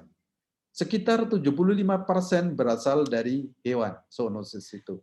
Oleh karena itu, sangat penting wild infection ini, jadi bagaimana kita mencari suatu original virus itu yang bisa dikembangkan menjadi vaksin. Kalau tidak, maka kita saling tular-menular dari manusia ke hewan atau hewan ke manusia. Bagaimana lingkungan kita. Itulah pentingnya One Health. Karena One Health diciptakan adalah bagaimana kita membuat harmonisasi antara hewan, manusia, dan lingkungan.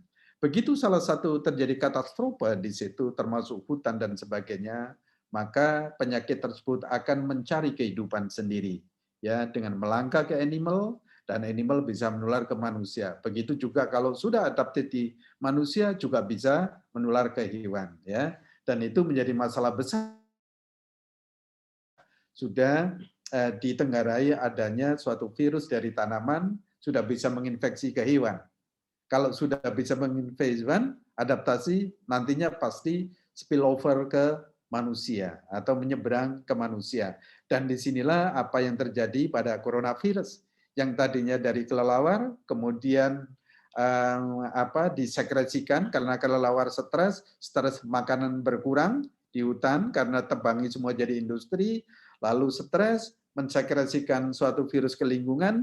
Di bawah situ pohon-pohon itu banyak hewan-hewan termasuk pangolin dan sebagainya, ular juga demikian bisa memakan feces dari kelelawar itu, dan akhirnya hewan tersebut dimakan ke manusia. Proses terjadinya pemasakan dari food tadi itu bisa menyebar ke manusia dan menginfeksi manusia. Itulah akibatnya coronavirus saat ini, ya, lepas dari suatu pendapat yang lain, ya. Nah, disinilah sebenarnya peranan penting di sini. Nah, contoh adalah memang misalnya suatu penyakit parasit juga demikian, ya, bisa berputar siklenya di sini, saling turun-menurun dan akhirnya ke manusia. Dan disinilah yang kita tidak inginkan ke depan. Oleh karena itu penyakit ada sekitar 40 macam penyakit yang sifatnya zoonosis, dan itulah sebenarnya yang harus kita kita istilahnya waspada. Oleh karena itu wild infection adalah sangat penting, dan karena itu kita harus menjaga lingkungan, tentu di situ harus membiasakan hidup sehat menjadi tuntutan kita saat ini, sehingga kita bisa harmonis, tidak mengotori lingkungan, merusak lingkungan, kita juga sehat dan hewan juga sehat. Nah, disinilah jelas kita bisa mewaspadai diri, ya, karena banyak penyakit yang tidak hanya seperti coronavirus, tetapi seperti modelnya white snail di sini, ya. Snail itu sebenarnya penyakit yang ditularkan melalui nyamuk seperti Japanese encephalitis itu, dan kemungkinan juga bisa saja berkembang menjadi luar biasa. Hendra virus, ya, di Australia dan Nipah virus di Malaysia itu menjadi perhatian kita bersama ke depan. Nah, pentingnya walid di sini sebenarnya Bapak Ibu, Kalau di sini model Nipah virus itu hampir sama persis dengan coronavirus ya.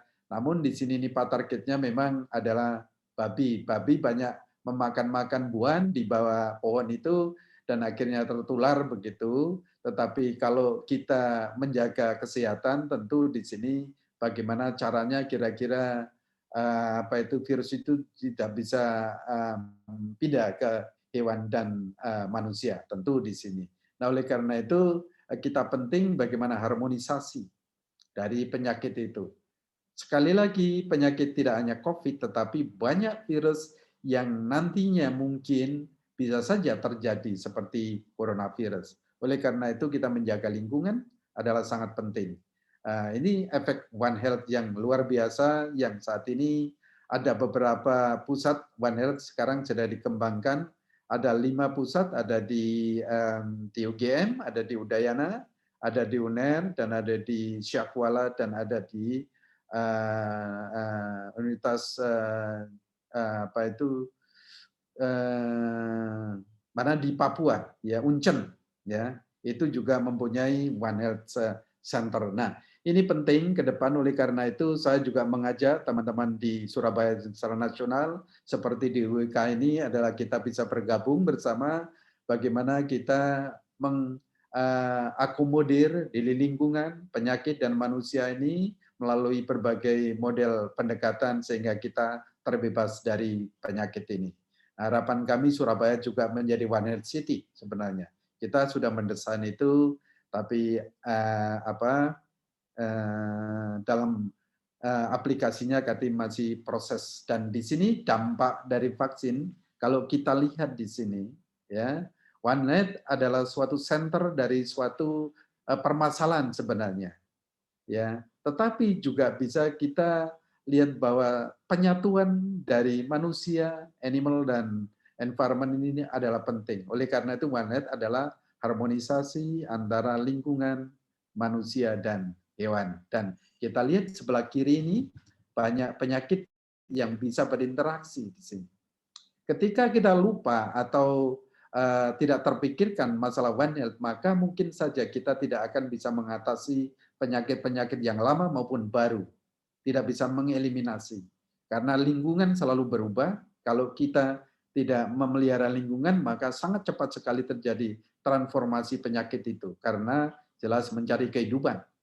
Begitu juga pada hewan, kalau kita tidak jaga sehat, maka SDGs itu tidak akan tercapai. Disinilah sebenarnya sumber dari makanan, protein, kehidupan, yang mengantarkan kita menjadi manusia yang hebat-hebat ini. Ya, tentu di sini manusia juga demikian dengan menjaga lingkungan, maka model vaksin ini adalah sangat penting bagaimana kita melindungi diri melalui imunisasi itu. Dan kesimpulan saya adalah virus ini adalah menyebabkan berbagai macam penyakit pada hewan di sini. Dengan adanya vaksin ini dapat merangsang kekebalan pelindung terhadap virus tanpa menyebabkan penyakit skala besar. Ya. Yang kedua adalah daya dikembangkan sebagai berbagai teknologi saat ini. Yang tadinya hanya 2 platform, sekarang sudah banyak platform model teknologi vaksin yang cepat bisa diproduksi akibat adanya pandemi ini sebenarnya. Dan model penyakit yang banyak ini kita juga masih dituntut teknologi-teknologi yang mempunyai peranan penting dalam eliminasi penyakit itu. Tentu dengan adanya vaksin ini bisa mengurangi penyebaran virus, karena semuanya sehat, harapannya dapat mengeliminasi penyakit virus tertentu, jelas MDGs dan SDGs penting dan mendorong terjadinya harmonisasi manusia, hewan, dan lingkungan. Saya kira demikian, kita di masa pandemi ini tetap kita semangat dan mengikuti protokol kesehatan, selalu menjaga tangan, menjaga kesehatan, social distancing, menggunakan masker, dan cuci tangan menjadi kebutuhan kita sehari-hari yang harus kita lakukan. Terima kasih, saya kira demikian, Dr. Nurul. Presentasi saya, Assalamualaikum warahmatullahi wabarakatuh. Waalaikumsalam warahmatullahi wabarakatuh. Matur nuwun sangat, Prof. Edik. Ini waktunya pas sekali. Nah, stop, ini waktunya pas, pas. Oke, hadirin yang terhormat, kita masuk ke sesi tanya jawab. Dari beberapa pertanyaan yang sudah masuk di chat room, ada banyak sekali Prof ini pertanyaannya. Iya, Namun enggak apa-apa. kita sortir ya karena terkait dengan waktu. Jadi ada satu, kita mulai pertanyaannya ada dari Wahyu Medisi Ritonga. Prof, izin bertanya, jika kita orang medis akan lebih mudah memahami tentang vaksin ini, asal vaksin dan cara kerjanya. Dalam masa pandemi dan adanya vaksin yang sudah digunakan pada manusia di Indonesia saat ini, jika kita harus menjelaskan ke orang umum, bukan basic medis dan berpendidikan umum, apa biasanya kata kunci yang harus digunakan untuk menyampaikan mereka secara light discussion, sekalian untuk mematahkan hoax yang beredar di medsos saat ini. Oke. Ya, strateginya ya. Ya. Terima kasih, Prof. Langsung dijawab atau ada pertanyaan lain? Ya. Satu-satu saja dulu, Prof. Nanti karena berbeda-beda pertanyaannya. Oke, baik. Jadi sebenarnya secara mudah untuk diberikan informasi kepada orang awam adalah kita memberikan zat kebal begitu, bukan obat loh ya, zat kebal. Artinya ketika bahan tersebut diinjeksikan maka tubuh menjadi kebal terhadap penyakit tertentu. Kalau dalam hal ini adalah penyakit COVID. Saya kira itu mudah sekali disampaikan dengan cara itu. Kalau kita terangkan melalui proses nanti akan ditangkap makrofag akan ditangkap dikenali oleh sel T dan sel B, maka ruwet di situ. Tapi kita memberikan zat kebal begitu, bahan yang dapat memproduksi di dalam tubuh itu zat kebal ya terhadap penyakit. Kalau dalam hal ini adalah COVID-19. Sudah titik itu sebenarnya ya. Yang tentu di sini diterangkan mungkin ada efek samping, misalnya panas, itu adalah wajar di situ ya. Atau yang lain misalnya alergi. Nah, oleh karena itu kenapa vaksin ini dibatasi umur 18 sampai 59 tahun ya. Mungkin kalau umur tua bisa aja alergi, itu terjadi heat shock nanti ya. Tapi kan kita memberikan ke orang-orang yang di dalam antara 18 dan 59 ini saya kira sangat mudah dipahami bahwa vaksinasi ini ya adalah bertujuan untuk memberikan suatu zat kebal di dalam tubuh sehingga bisa terhindar dari penyakit COVID-19 ya. Saya kira mungkin itu singkatnya Dr. Nurul atau Pak Wahyu begitu. Baik, terima kasih Prof. Edik. Lanjut ke pertanyaan kedua, Prof. Ini ada dari Dr. Hewan Sriwigati. Izin bertanya, Prof. Edik, terkait dengan program vaksinasi COVID-19 di Indonesia, apa rekomendasi untuk orang yang punya penyakit komorbid, di mana usia lebih dari 55 tahun, banyak aktivitas berhubungan dengan orang lain? Terima kasih sebelumnya.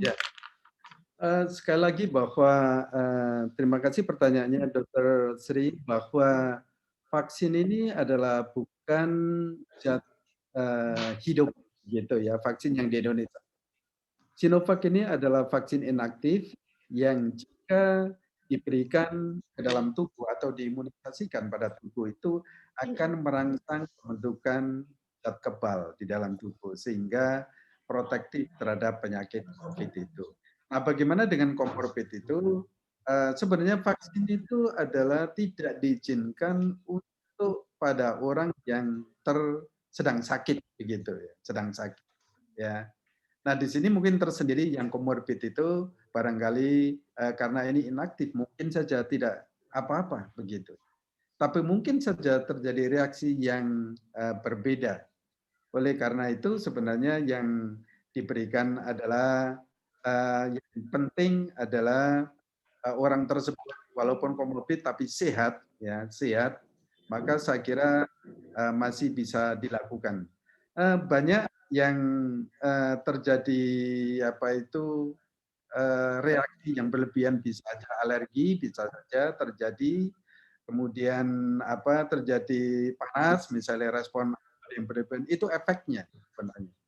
Tetapi jika di imunisasi menurut saya kira ini adalah vaksin inaktif, maka selama ini yang dalam proses pengujian fase 3 itu tidak menemukan efek negatif ya pada manusia itu sendiri, ya, yang berlebihan maksudnya di sini, efek negatif, kematian misalnya itu tidak ditemukan. Jadi kalau saya simpulkan masih aman-aman saja begitu, ya. Dokter Nur, Oke, ya. baik. Oke. Mbak Oke, Sri tadi, ada kita masih ada waktu, Prof. Jadi kita bisa lanjut ke pertanyaan ketiga, J. Oke, pertanyaan ketiga itu silakan. dari Okson Ondri, Dinas TPH Kabupaten Batanghari, Provinsi Jambi. Izin bertanya kepada Prof. Edi, pemberian vaksin bertujuan untuk menimbulkan imun atau antibodi pada penerima vaksin. Bagaimana reaksi dan dampak terhadap tubuh penerima vaksin jika tubuh penerima belum diketahui ada tidaknya bibit penyakit, masih adanya bibit penyakit di dalam tubuh seperti orang yang baru sehat, petugas kesehatan, dan orang tua yang berumur 50 tahun ke atas, dan bagaimana penanganannya? Terima kasih. Ya, jadi intinya adalah vaksin itu tidak diberikan kepada orang yang sakit, tentu di situ. Karena di dalam tubuh kita dipacu untuk merespon apa yang kita berikan, terutama di sini adalah vaksin. Oleh karena itu persyaratan dari vaksinasi adalah diberikan kepada orang yang sehat, begitu, ya, bukan orang yang sedang sakit. Kalau sakit maka tambah parah biasanya, terjadi stres di situ, stres imun dan sebagainya, sistem imunnya akan terganggu di situ. Nah, bagaimana sekarang pertanyaannya jika tidak tahu? Nah, tentu di sini pasti kita lihat riwayat dari orang itu sebenarnya. Kalau dilihat sebelum diimunisasikan tentu barangkali dilakukan pemeriksaan oleh tim medis, ya. Apakah orang ini sehat atau tidak, pernah mengalami sakit atau tidak, dan sebagainya. Itu adalah seleksi awal supaya aman. Kalau tidak, maka mungkin efek negatif juga ditemukan ketika orang yang atau individu tersebut sudah mengalami suatu penyakit lain, entah itu penyakit degeneratif dan lainnya. Seperti informasi terakhir yang terjadi di Norwegia itu adalah ternyata yang meninggal dunia adalah orang-orang yang umur 80 tahun ke atas di situ. Tentu di sini suatu komorbidnya terlalu banyak begitu. Kalau 50-an bahkan 60-an seperti saya ini aman-aman saja sebenarnya. Tetapi ingat sekali lagi bahwa vaksin diberikan persyaratannya adalah bukan orang terhadap orang yang sakit, tetapi orang yang sehat, sehingga harapannya dapat merespon vaksin yang diberikan itu dengan cepat, ya. Antara 10 sampai 14 hari itu biasanya peak-nya dari respon antibodi. Oleh karena itu ada jeda waktu yang diperlukan ketika dilakukan imunisasi. Oleh karena itu dalam imunisasi itu ada teori namanya fase negatif. Ketika baru diimunisasi dan kemudian tidak tepat waktunya, maka fase negatif itu akan menjadi masalah besar, virus bisa menginfeksi. Baru terjadi respon antibodi. Nah, oleh karena itu ini sudah divaksin atau diimunisasi kok masih terkena. Itulah timing pada saat vaksinasi itu tidak tepat. Oleh karena itu setelah divaksinasi malah sakit dia. Nah, itulah fase negatif begitu. Nah, jadi itu kira-kira yang bisa saya berikan teorinya. Sekali lagi memang agak sulit kalau kita tidak tahu kondisi dari orang tersebut, tetapi dengan cara pertama untuk mencegahnya adalah selalu ditanya di situ. Pernah punya sakit apa, ya, dan barusan sembuh dari penyakit apa misalnya, dan sebagainya, itu saya kira untuk mencegah efek dari vaksin itu sendiri. Ya, terima kasih. Oke, baik. Terima kasih Prof. Edi atas ilmunya, atas jawaban-jawaban pertanyaannya. Ini terakhir ya, Prof. Masih ada waktu. Ini terakhir satu ya, hampir mirip. Ini dari Abdul Aziz. Assalamualaikum, Prof. Izin bertanya. Satu, berhubungan dengan kasus COVID-19, Bagaimana reaksi tubuh terhadap vaksinasi apabila seseorang mengalami ketakutan atau stres, menderita penyakit degeneratif dan penyakit epilepsi. Kemudian pertanyaan ini ada kasus kejadian, ini kasus pada ayam Prof untuk infectious bursal disease, apakah masih memungkinkan kita melakukan vaksinasi secara bersamaan untuk penyakit lain seperti Newcastle disease? Terima kasih. Ya, jadi sebenarnya terima kasih Mas Abdul Aziz di sini, bahwa sekali lagi imunisasi itu jangan diberikan kepada individu yang sakit tetapi yang sehat begitu ya. Kalau stres pasti respon imun yang timbul itu tidak optimal dan rendah kalau dibandingkan satu dengan yang lain. Harusnya titer antibodinya misalnya 2/10 itu bisa hanya 2/3 karena stres. Kenapa? Sistem imunnya tidak applicable di situ. Ya tidak tidak bisa mengakomodir bahan asing yang diberikan ke dalam tubuh itu. Itu pengaruh dari stres. Oleh karena itu kalau pemberian vaksin apapun di situ jangan sampai stres ya. Yang diimunisasi itu buatlah senang. Kalau unggas ya jangan ribut di dalam kandang. Kalau ribut ya buyar semuanya ayam-ayam itu kan begitu. Nah, bagaimana kira-kira apakah itu bisa bersamaan atau tidak tergantung dari target yang diinginkan karena imunisasi itu bisa didesain. 2 minggu, 10 hari harus bisa keluar antibodi. Itu bisa didesain. Saya ingin membuat vaksin 2 bulan lagi baru bisa muncul. Itu juga bisa didesain ya. Vaksin itu tergantung dari ajukan apa yang kita berikan atau gunakan di situ. Nah, sekarang apakah bisa dicampur bursal disease dengan ND misalnya? ND itu menginfeksi umur berapa dan IBD menginfeksi umur berapa. Nah, biasanya IBD itu adalah digunakan untuk mencegah terjadinya infeksi pada awal-awal umur kira-kira mingguan begitu ya. ND juga bisa. Kalau dicampur apa yang terjadi? Biasa saja harus tahu dosis yang diberikan. Jangan terjadi overdose di situ. Dan kemudian bentuk dari vaksin itu aktif atau inaktif. Kalau sama-sama aktifnya barangkali itu menjadi masalah. Kenapa? Di sini targetnya adalah pada bursal. Nah, kalau bursalnya rusak nanti karena lemah merespon dari kedua macam vaksin tadi, maka antibodi yang ditimbulkan adalah tidak optimal, jelas. Masih bisa kecolongan kalau model-model itu. Oleh karena itu, yang ketiga adalah bursal disease itu vaksin harus mengetahui titer maternal antibodi. Kalau maternal antibodi tidak tahu, hanya sekedar memberikan, saya yakin jelas tidak akan mendapatkan hasil yang optimal. Karena sangat memengaruhi sekali, terutama bursal disease itu, ketika titer maternal antibodinya masih tinggi, maka bisa menetralisir vaksin yang kita berikan. Oleh karena itu monitoring tiap hari kalau mau melakukan imunisasi bursal disease. Titer antibodinya sejauh mana. Kalau masih tinggi jangan. Kalau rendah mulai turun, maka silakan. Itulah yang bisa dilakukan ketika kita ingin membuat suatu pengebalan dari individu, baik hewan maupun manusia sebenarnya. Ya, terima kasih. Baik, terima kasih banyak Prof. Edik. Terima kasih kepada para peserta yang sudah menyampaikan pertanyaan-pertanyaan via chatroom. Tak terasa waktunya sudah berakhir untuk sesi pertama. Terima kasih Prof. Edik. Semoga transfer ilmunya menjadi amal kebaikan yang terus mengalir pahalanya. Amin. Sukses terus selalu Prof. Edik. Hadirin yang terhormat, tiba saatnya kita masuk ke materi kedua yang akan disampaikan oleh Dr. Mahsun Muhammadi, Magister Kedokteran Kerja selaku Kepala Divisi Retail dan Pelayanan PT Bio Farma Persero yang akan dilanjutkan sesi tanya jawab. Bapak Ibu, kolega, adik-adik mahasiswa peserta webinar, untuk pertanyaan nanti silahkan ditulis di chatroom. Setelah usai dari penyampaian materi kedua akan kita bahas.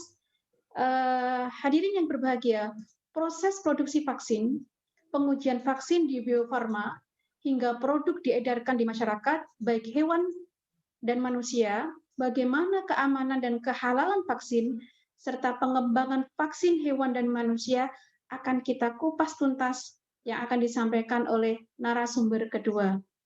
Tak kenal maka tak sayang, izinkan saya untuk menyampaikan kurikulum vitae dari Dr. Mahsun. Nama Dr. Mahsun Muhammadi, Magister Kedokteran Kerja, alamat di Jalan Raya Baros, nomor 57 Cimahi, Jawa Barat. Status menikah, 1 istri dan 1 anak dengan umur 15 tahun. Pendidikan S1 profesi dokter dari Fakultas Kedokteran Universitas Brawijaya Malang, lulus tahun 1997. S2 Magister Kedokteran Kerja dari Fakultas Kedokteran Universitas Indonesia Jakarta dengan predikat lulusan terbaik. Instansi beliau saat ini adalah PT Bio Farma Persero, Jalan Pasteur nomor 28 Bandung, dan beliau bekerja mulai tahun 2001 hingga saat ini. Jabatan beliau saat ini adalah Kepala Divisi Retail dan Pelayanan, Ketua Tim Immunicare, Ketua Tim P2K3, garing Wakil MR.OHSAS, Kepala Pusat Pengendalian Keadaan Darurat Kapusdal, anggota Tim Advokasi Imunisasi, auditor dan lead auditor pada Sistem Manajemen Mutu, Sistem Manajemen Lingkungan, Sistem Manajemen K3, Sistem Manajemen Lab Pengujian dan Kalibrasi, Sistem Manajemen Lab Klinik atau Medis, ISO 15189-2 2012.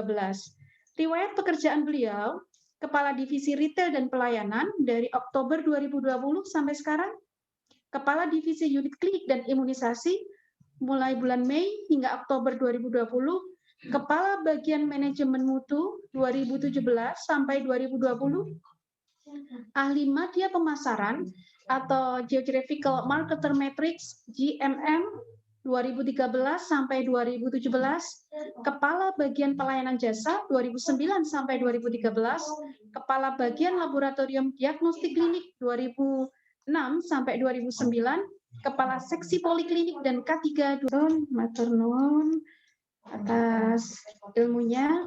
Nah, hadirin yang berbahagia, tiba saatnya kita masuk ke sesi pertanyaan. Ada banyak sekali pertanyaan yang masuk ke chat room. Jadi pertanyaannya, ini banyak sekali pertanyaannya ya. Jadi satu, mengapa negara kita memilih vaksin Sinovac?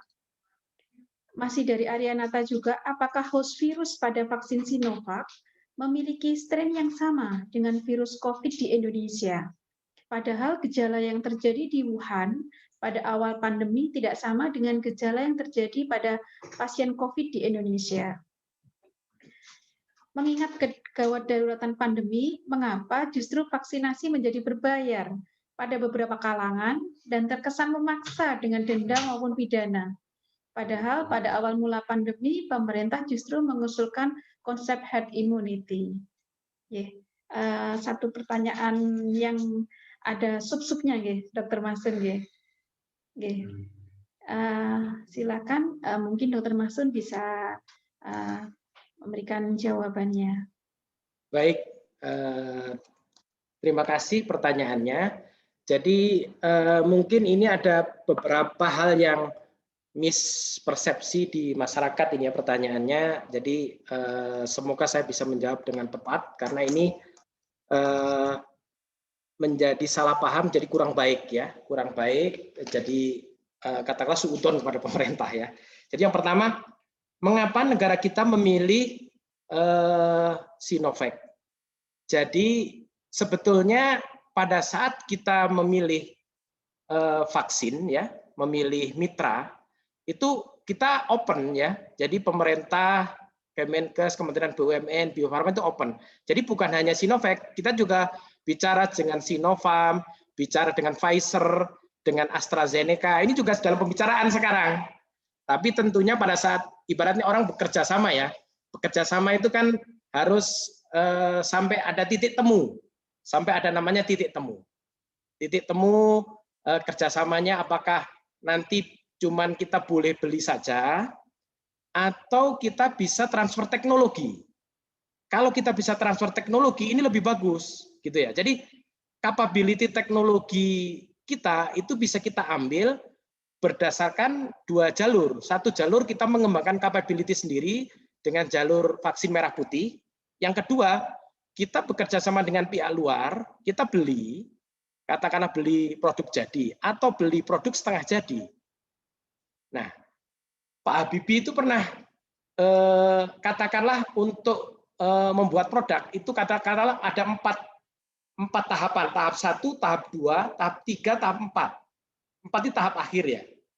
Kalau kita kepingin menjadi bangsa yang ikut maju dalam perkembangan ilmu pengetahuan dan teknologi, kalau kita memulai di sini di tahap 1, ini kan kita belum jadi nih barang, meneliti terus tapi barangnya nggak jadi-jadi nih.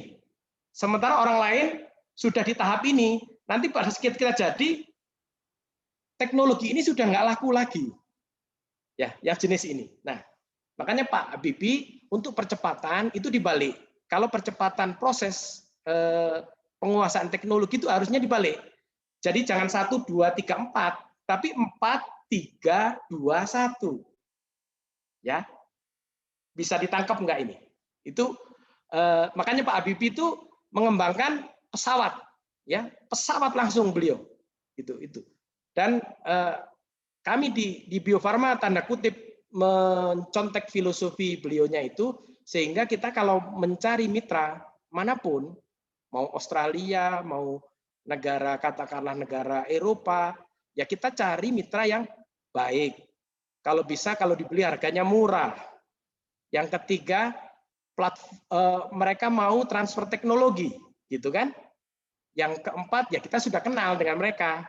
Kita sudah kenal. Sebelumnya memang Sinovac sudah ada kerjasama dengan Bio Farma, jadi kita sebelumnya sudah kenal. Jadi tidak benar bahwa kita hanya ke Sinovac, tidak. Kita mencoba, tapi tentunya kita akan mencari mitra-mitra yang itu tadi murah, termasuk platform teknologi. Teman-teman sekalian, platform teknologi inactivated ini Bio Farma sudah sangat menguasai.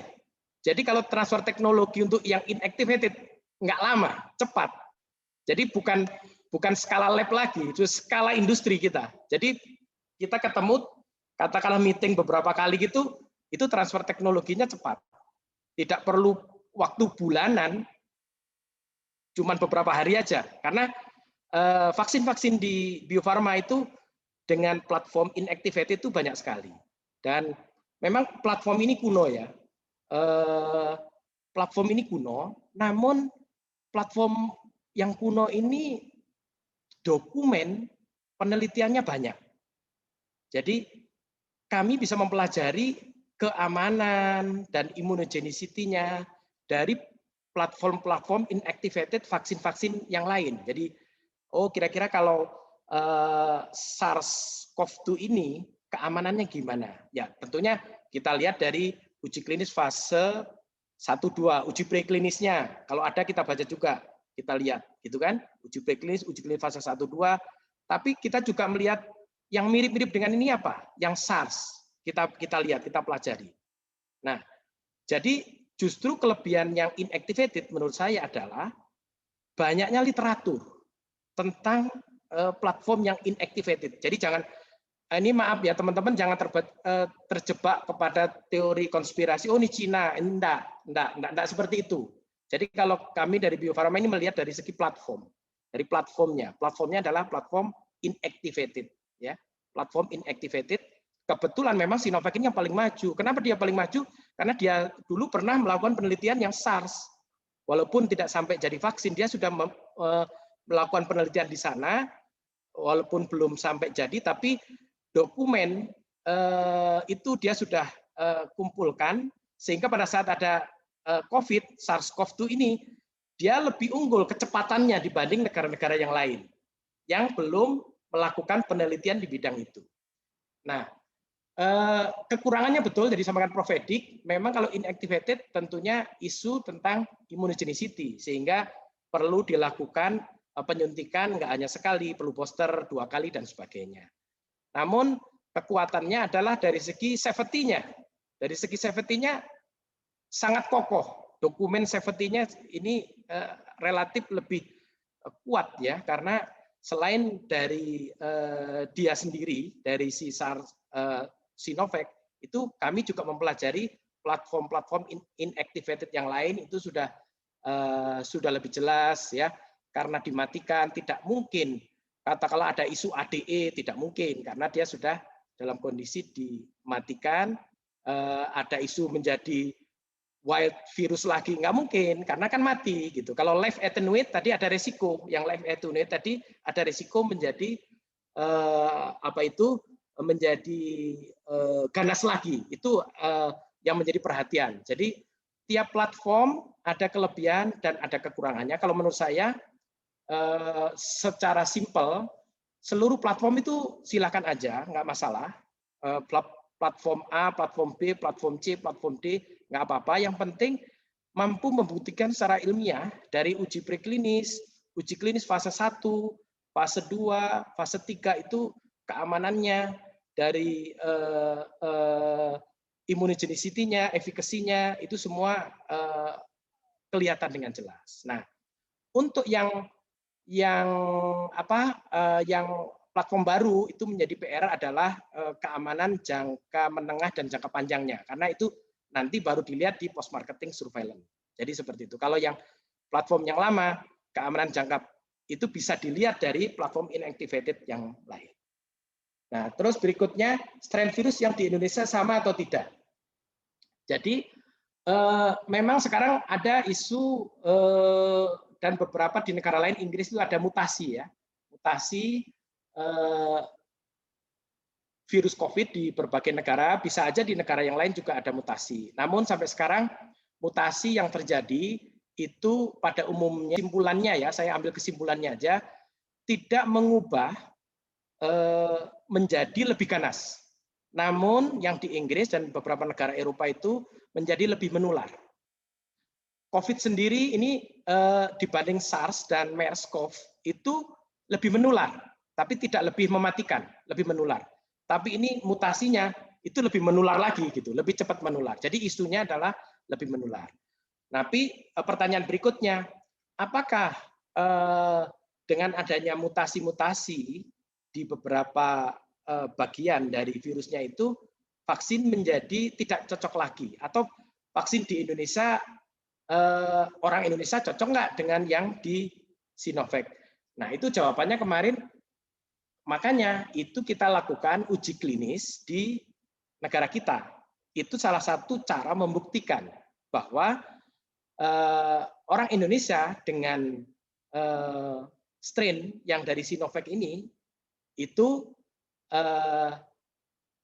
setelah dilakukan vaksin pertama, terus 14 hari, terus dicek 14 hari dari suntikan kedua, 3 bulan, 6 bulan dicek juga, timbul immunogenicity. Immunogenicity-nya kemarin saya baca 99, sekian persen immunogenicity-nya ya. Jadi setelah disuntik, tapi efikasinya memang yang di Bandung kemarin 65, sekian persen. Nah, itu.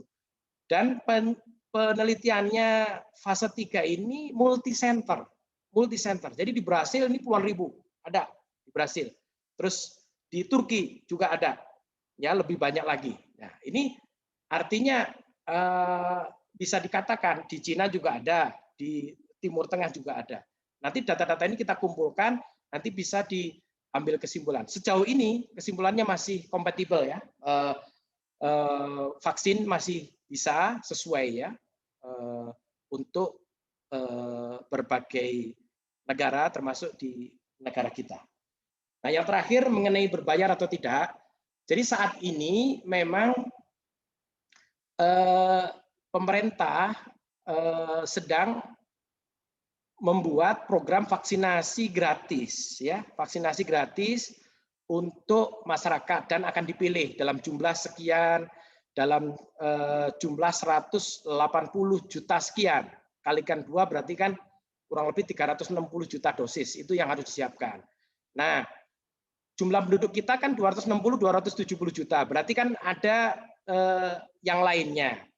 Bisa aja yang lainnya ini ingin divaksin, tapi dia tidak masuk kelompok ini. Mungkin ini nanti kita tunggu aja kebijakan dari pemerintah ya. Tapi yang jelas untuk tenaga medis serta untuk masyarakat-masyarakat yang membutuhkan itu disiapkan kurang lebih 180 juta lebih untuk masyarakat itu gratis gitu ya. Jadi untuk yang mandiri saya tidak berani menjawab dulu karena tentunya ini kita tunggu dari kebijakan pemerintah. Tapi saya sampaikan yang saat ini untuk tenaga medis yang 3 juta itu kan gratis ya. Terus berikutnya yang sampai 180 juta sekian itu masih program pemerintah dan itu gratis gitu. Tapi yang mandiri dan berbayar itu nanti kita lihat pengumuman dan kebijakan pemerintah lebih lanjut. Terima kasih. Oke, baik. Terima kasih, Dr. Mahsun. Ini masih ada waktunya. Jadi kita masuk ke pertanyaan berikutnya, karena banyak sekali ini kita screening. Ada pertanyaan dari Rizky Hafifatur. Dokter, jika seseorang punya alergi terhadap vaksin, aman atau tidak untuk vaksinasi COVID ini? Ya, mungkin itu dulu, dokter. Sakit dipun tanggapi. Ya, nanti itu harus dicek lebih mendalam lagi. Dia alergi vaksin apa, dan di vaksin itu akan kita analisis kandungan dari vaksinnya. Apabila kandungan di vaksin yang alergi tadi itu kandungannya ada yang sama dengan vaksin COVID, berarti juga ada resiko alergi. Sehingga ini tidak memungkinkan. Apalagi kalau, kan ini suntikan 2 kali. Suntik pertama ternyata ada reaksi alergi yang cukup berat ya, itu tidak boleh. Tapi kalau alergi rinitis, alergi yang lain yang tidak ada kaitan dengan vaksin COVID dan tidak ada kaitan dengan komposisi kandungan zat-zat yang ada di vaksin COVID itu masih memungkinkan. Itu yang bisa saya sampaikan. Tapi untuk kehati-hatian, mereka yang alergi sebaiknya divaksin di vaskes rumah sakit ya. Nanti kalau ada apa-apa misalkan resiko anafilaktik shock itu bisa ditangani dengan baik. Jadi ini perlu mendapat asesmen oleh dokter sebelum divaksinasi. Baik, terima kasih Dr. Mahsun atas jawaban dari pertanyaan-pertanyaan yang masuk, dan ini waktunya sudah habis. Ya. Terima kasih atas transfer ilmunya yang mantap sekali, Dr. Mahsun. Nah, semoga menjadi amal kebaikan yang terus mengalir bagi Dr. Mahsun. Kemudian semoga sukses selalu, Dr. Mahsun. Oke. Hadirin yang berbahagia, kita masuk acara berikutnya, penentuan hadiah untuk 2 penanya terbaik. Akan di-share di screen. Ya. Oke.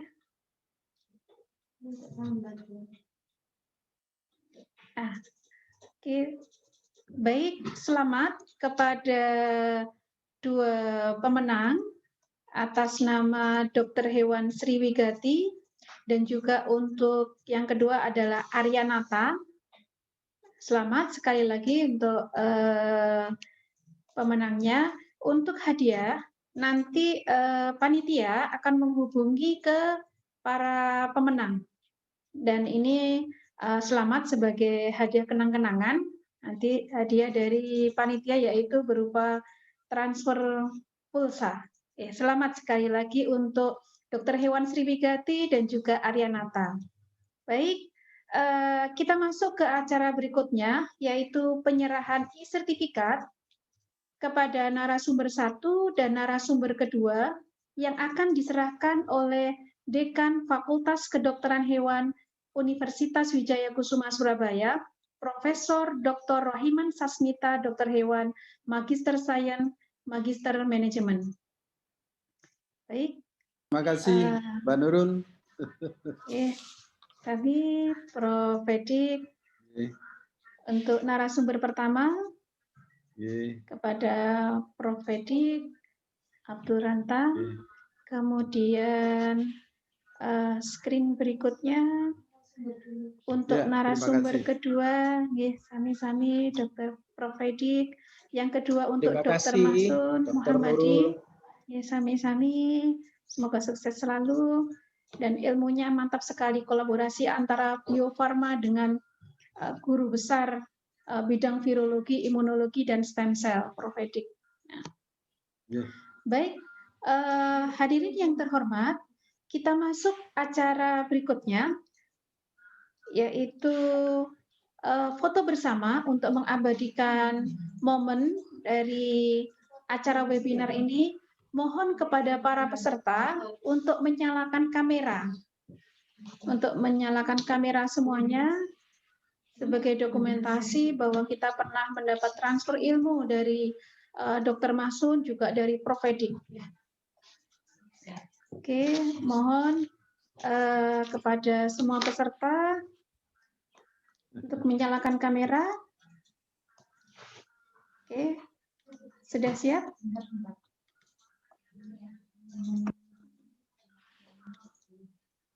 Oke, sudah kita mulai. 3, 2, 1.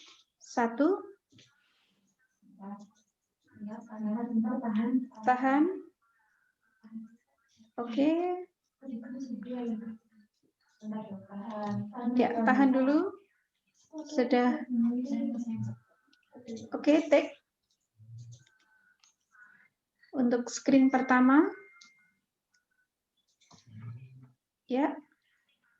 Lanjut ke screen kedua. Ya. Oke. Lanjut ke screen ketiga. Oke. Lanjut ke screen 4.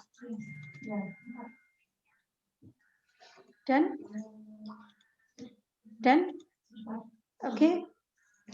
Terakhir. Cukup? Oke. Baik, terima kasih banyak kepada semua peserta yang dari pagi sampai siang. Terima kasih banyak kepada kedua narasumber yang sangat dalam ilmunya.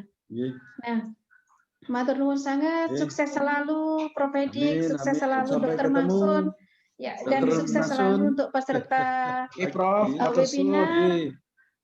Sebelumnya, hadirin, Mohon izin. Mohon izin. Monggo Dr. Masun, monggo Prof. Edik, hadirin yang berbahagia. Jangan lupa masih ada webinar series ketiga dari rangkaian Dies Natalis Fakultas Kedokteran Hewan Universitas Wijaya Kusuma Surabaya yang ke-11. Silakan nanti hadirin untuk ikut hadir lagi dalam webinar series yang ketiga. Ya. Oke. Nah, di sini kolaborasi yang bagus juga antara dengan tema toksoplasmosis yang berakibat keguguran pada ibu hamil. Abnormalitas bayi yang lahir oleh Profesor Dr. Rohiman Sasmita, Dokter Hewan, Magister Sains, Magister Manajemen, pakar di bidang parasit, dan juga Dr. Hari Gondo, dokter spesialis onkologi ginekologi, dan dokter spesialis kandungan.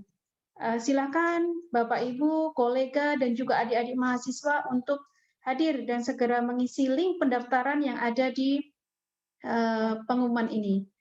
Oke, baik. Terima kasih banyak semuanya. Terima kasih banyak Bapak Ibu, kolega, dan adik-adik mahasiswa. Sebelum acara ini kita tutup, oke, mungkin ada pengumuman dari panitia. Oke, hadirin yang berbahagia, materi dari narasumber pertama bisa di-download di website fkh.ueks.ac.id.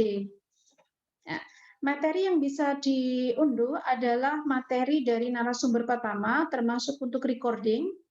Jadi, Bapak Ibu bisa mendownload langsung dari website FKH dan bisa mengunjungi website dari Fakultas Kedokteran Hewan Universitas Wijaya Kusuma Surabaya. Hadirin yang berbahagia, tibalah saatnya kita di acara penghujung, yaitu akhir dari acara ini, penutup. Mohon kita tutup acara ini dengan bacaan hamdalah, dan bagi yang beragama lain silakan menyesuaikan alhamdulillahirabbil alamin. Hadirin yang berbahagia, usai sudah acara ini, Terima kasih atas kehadirannya. Sukses selalu. Semoga kita tetap bisa menjaga kesehatan di tengah pandemi COVID-19 yang belum usai ini. Terima kasih atas kehadirannya. Assalamualaikum warahmatullahi wabarakatuh. Selamat siang, sampai jumpa.